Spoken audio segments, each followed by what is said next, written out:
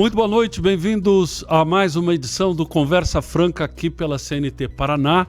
Sempre aos sábados à noite, você está com a gente acompanhando um programa que sempre traz um tema para discutirmos e falarmos sobre ele. Boa noite, Alexandre Amaro. Boa noite, Haroldo Martins. É um prazer estarmos mais uma vez juntos aqui nesse programa, né? Ter levado muita informação para as pessoas. E nós vamos na mesma esteira que nós já vimos falando aí, né? Das situações que acontecem no nosso dia a dia, no nosso país. Hoje o tema violência nas escolas. Não tem sido poucos os casos de violências dentro dos colégios, dentro das escolas. E isso tem alarmado muitos pais que ficam preocupados hoje em mandar os seus filhos para alguns colégios onde a violência tem sido muito grande. Pois é o tema do programa de hoje então. Violência nas escolas. Nós vamos à matéria inicial e depois nós voltamos falando sobre o assunto. Lembrando que você pode usar as suas redes sociais para divulgar o nosso programa para os seus contatos. O Conversa Franca de hoje está no ar.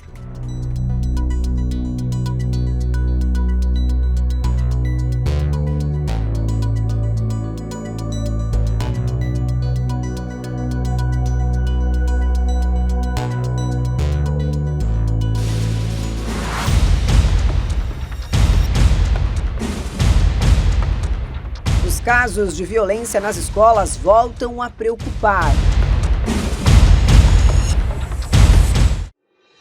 Agressões uma vez por semana, situação sofrida por muitos professores no nosso país. De acordo com a OCDE, o Brasil está no topo do ranking de violência nos colégios.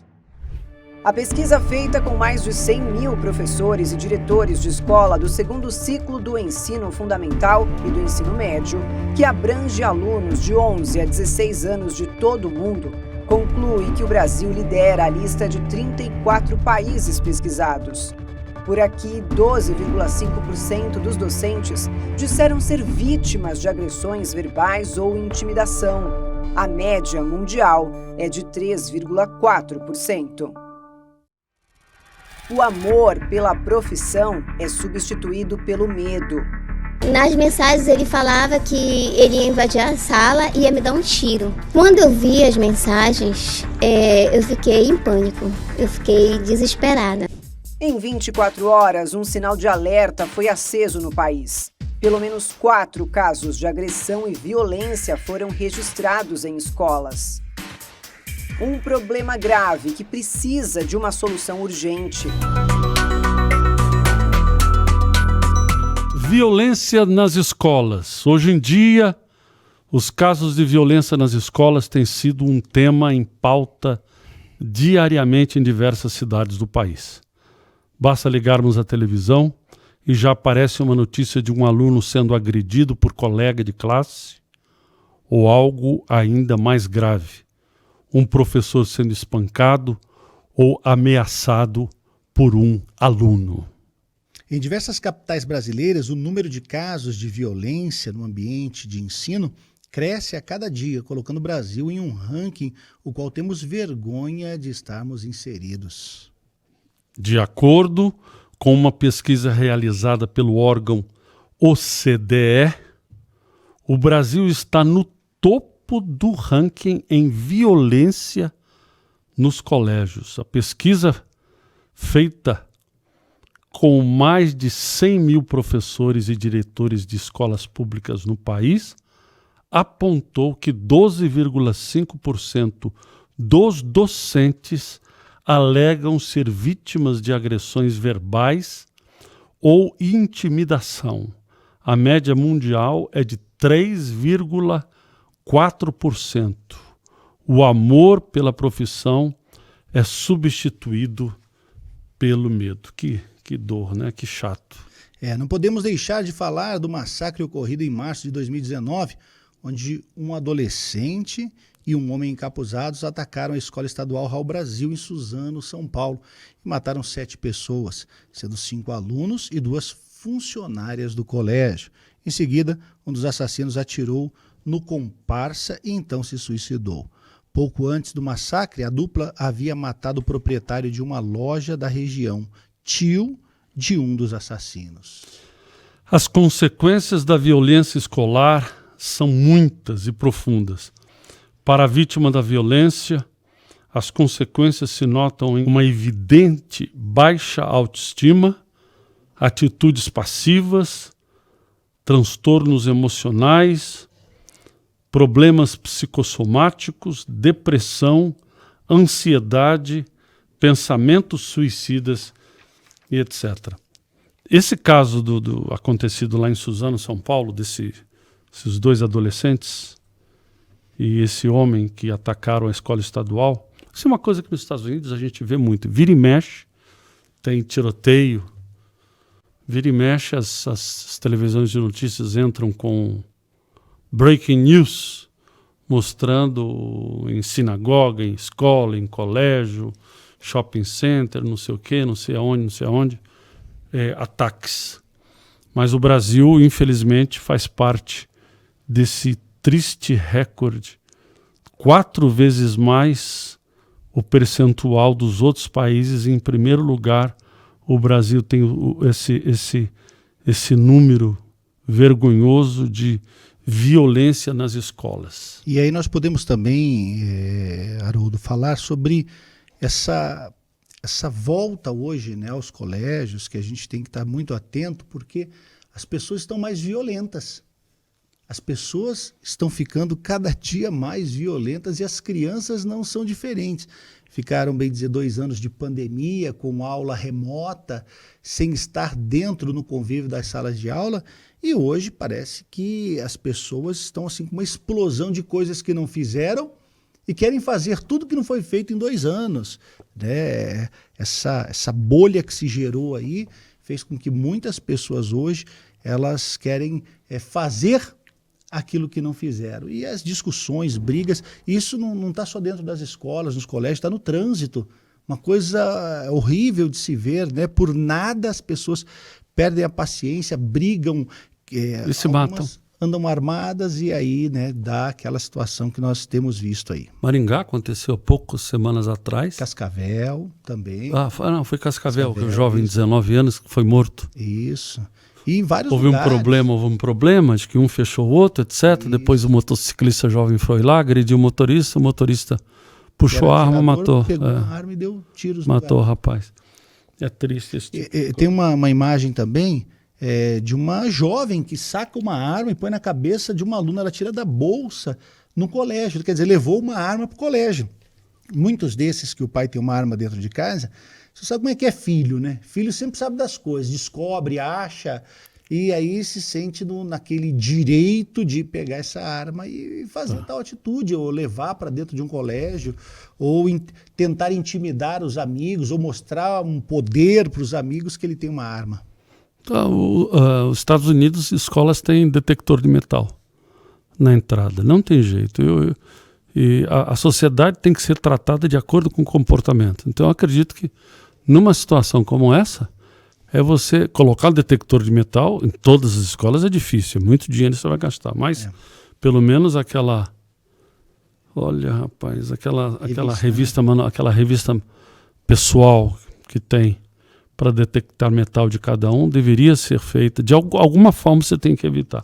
Aqui na Assembleia Legislativa nós já discutimos uma pauta como essa de portas nas escolas, porém, pelo valor, é muito complicado, né? São muitos colégios aí que muitas vezes tem até uma precariedade em muitas situações, né? Que a gente está tentando aí de todas as maneiras resolver, e o senhor é prova disso, que muitas das emendas parlamentares que o senhor destinou foi para colégios, né? Para reforma, construção de uma quadra, de melhorias e melhorias e melhorias, e quando você vai ver o preço de uma porta giratória, uma porta como essa, o valor é incabível aí para as escolas dos dias de hoje. Bom, vamos ao intervalo, daqui a pouquinho a gente volta falando mais sobre esse assunto, a questão da violência nas escolas. Fique com a gente. Os professores hoje eles têm sofrido ameaças, agressões verbais, agressões físicas, Muitas vezes os alunos, por não simpatizarem com o professor ou por não gostarem da disciplina que ele leciona, eles acabam utilizando aquele profissional. Os alunos acabam incentivando a outros a também terem o mesmo comportamento, a fazerem bullying. Diego, que hoje mora fora do Brasil, trabalhou anos como professor em escola pública. Lembro de passar por várias situações em que passei perto de perder o controle, sabe? Ofensas a todo instante, provocações, ser xingado de tudo que você possa imaginar. Eu me lembro de um episódio em que o professor foi agredido, assim, na saída da aula, na frente da turma, e não pôde se defender. Esse mesmo professor, ele teve o carro depredado na escola. Essa violência, infelizmente, ela é recorrente, então ela sempre está acontecendo. E o professor, ele é vítima. Ele é vítima e, infelizmente, escolhe essa profissão por amor, por querer dar a vida pelas pessoas. É uma profissão mal remunerada e totalmente perigosa. O que está acontecendo com a educação no país? Será que faltam ações do poder público ou somos culpados pelas atitudes dos nossos jovens?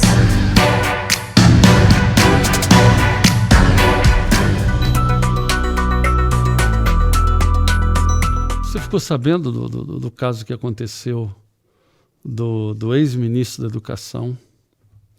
O negócio foi triste, né? Quando você acha arma dentro do... Quando você acha que a coisa está fedendo, vai alguém lá e ainda vai e mexe, né? Ele já passou por esse fogo cruzado desses amiguinhos, nosso não, mas eu digo amiguinhos pejorativamente, a historinha do quilo de ouro e da barra de ouro. É exonerado do cargo. Vai em Brasília para fazer não sei o quê. Vai despachar a sua arma, vai tentar desmuniciar a sua arma no balcão da companhia aérea. Segundo ele, a bolsa que ele estava era muito apertada, ele não queria expor a arma. Um disparo acidental. É um negócio muito chato, muito feio. Eu imagino que naquele dia ele falou assim: meu Deus, eu não deveria ter saído da cama hoje. Foi tudo errado, né? Deveria ter ido ali no posto da Polícia Federal, né? E feito todo o trâmite da forma correta, né? Acho que tem que até desmontar a arma, né? Para levá-la, né? Não, desmontar não. Você tem que desmuniciar. Ok. Mas você vai num local que todo aeroporto tem. No caso do aeroporto de Brasília, tem a sala da Polícia Federal que tem uma caixa de areia. Você chega perto da caixa de areia, você aponta, você desmunicia, tira, porque dele era uma pistola, você tira do tambor, pronto, separa as duas coisas. Você tem que trazer uma maletinha rígida, fecha, desmuniciada e entrega no balcão da companhia aérea, que é feito o despacho. Aí ele vai desmuniciar um local público. Aí deu no que deu. Graças a Deus que... Poderia ter sido pior, né? Poderia ter sido muito pior. A gente se desviou um pouquinho, porque a gente está falando de violência. Eu me lembro que um tempo, nas escolas, né? Eu me lembro que há mais ou menos o quê? Uns 1 ano e meio atrás, em São Paulo, aconteceu o caso do menino que o pai e a mãe eram policiais. O pai era, a mãe não me lembro. Acho que era só o pai. Bom, o menino de noite, ele pega a arma do pai, aí teve a filmagem mostrando ele saiu, voltou para casa, usou a arma do pai, matou o pai, a mãe e acho que a avó. Lembra desse caso? Outra vez, a gente está citando um caso não de algo que foi uma violência exatamente doméstica, mas a gente está falando de casos que envolvem crianças, adolescentes, armas. Tem acontecido esse tipo de coisa dentro de escolas, alunos têm sido esfaqueados. Teve um caso também agora de uma briga acho que de alunas que envolveu faca. Sim, teve esfaqueamentos, etc. Teve. Tô perdendo a noção, né?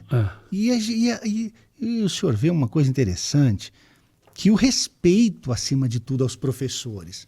Porque outrora, quando e era respeitado, hein? Não, quando o professor falava, aí daqueles como a gente que tem um pouco mais de idade, na nossa época de estudo, fosse contra, você ia para a diretoria, você era penalizado. Hoje em dia, se o professor fizer isso, capaz dele apanhar de tal maneira e tem risco até de morrer, porque crianças hoje com 16 anos andam armadas, em algumas escolas aí o índice de venda de drogas, porque ali estão os clientes em potenciais. Por isso que aqui no estado do Paraná, com os colégios cívico-militares, a tendência era fazer isso, acabar com isso, né? Tivemos alguns problemas em alguns deles, nem todos foram instalados, devido à falta também de material humano, de policiais da reserva, mas aonde ele foi colocado, ele tem dado esse resultado de inibir, de proibir, de coibir. Tem que moralizar a coisa, tem que moralizar a coisa. Isso também é resultado de uma se me permite aqui dizer, não quero ser injusto, mas a gente há de conviver de uma falta de educação dentro de casa. Porque a coisa começa em casa. Não vem dizer que a coisa começa muito em casa. Por mais que os pais precisem, por uma questão econômica, terem os dois que trabalhar, mas eu passei por isso. A mãe ter que trabalhar entendeu? Eu ficava tomando conta do meu irmão, que era 4 anos mais novo. Depois eu fui trabalhar também. Minha avó ficava tomando conta do meu irmão. Mas eu recebi uma educação rígida. No sentido de você respeita, poxa, policial, professor, delegado, pastor, coisas que você, padre, você respeita. Você tem um respeito. Eu me lembro, meu tio era policial militar em São Paulo. Quando eu era garoto, 9, 10 anos, quando eu vi um policial militar de São Paulo fardado, aquilo ali era uma coisa assim. Havia um respeito. Pô, e hoje em dia, como se trata policial militar, e o policial militar tem que se segurar. Verdade. Quer dizer, por que ele não mete a mão no pé do ouvido e cara, vai ser processado, vai ser preso, Comissão de Direitos Humanos vem em cima. Até o próprio professor, ele não tem, muitas vezes, o seu direito de dar a aula como gostaria. É aí que nós precisamos de uma mudança muito grande aí, principalmente nos nossos colégios. Eu não sei se o senhor já visitou aqui o Colégio Militar. O Colégio Militar aqui do Paraná, aqui de Curitiba, é um colégio extremamente rígido, mas pensa numa formação que ele traz. A dificuldade de entrar ali naquele colégio que fica ali no Tarumã. Eu fui lá visitar, né, o coronel lá, uma pessoa assim extremamente rígida, um cara muito educado, e nos mostrou todas as repartições e como é feito o processo.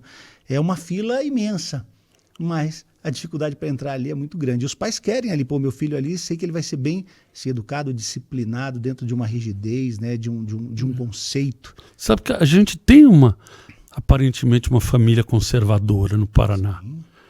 Mas eu acho que a escola deveria ser um referencial, não apenas no sentido da educação, daquilo que se ensina, como também ser um referencial de comportamental, de você respeitar, de obedecer regras, porque aquilo vai interferir na formação do caráter daqueles pré-adolescentes, adolescentes para a idade adulta, como era antigamente. O meu filho vai fazer agora em junho 35 anos. Em 93 a gente morava na África do Sul. Ele estava no 2º ano, tinha 7 anos de idade. Colégio Sul-Africano de Educação Britânica. 93, agora há pouco tempo. Os alunos apanhavam de palmatória. Os alunos faziam ordem unida, cantavam um hino nacional, hasteavam a bandeira. O professor dava com palmatória. Não estou falando século passado, não. Meu filho tem 35 anos. Eu me lembro de um episódio que foi eu e minha mulher na escola por causa de algo que tinha acontecido lá. Ele foi severamente, ele é um bom menino, foi severamente repreendido por algo que fez, mas havia um respeito, um temor. Fez mal aos alunos? Não. De maneira nenhuma. De maneira nenhuma. Então, olha, a mudança dos tempos é um problema sério, porque não existe limites, não existe boundaries, né? Não existe. Tem que haver, né? Tem que haver uma cerca, tem que haver limite. Você tem que. Você vê que as pessoas, como por exemplo, meu pai, a minha mãe, que tem um pouco mais de idade aí, que apanharam muito, né, na sua juventude, adolescência, assim, com uma rigidez de tratamento, cresceram pessoas boas.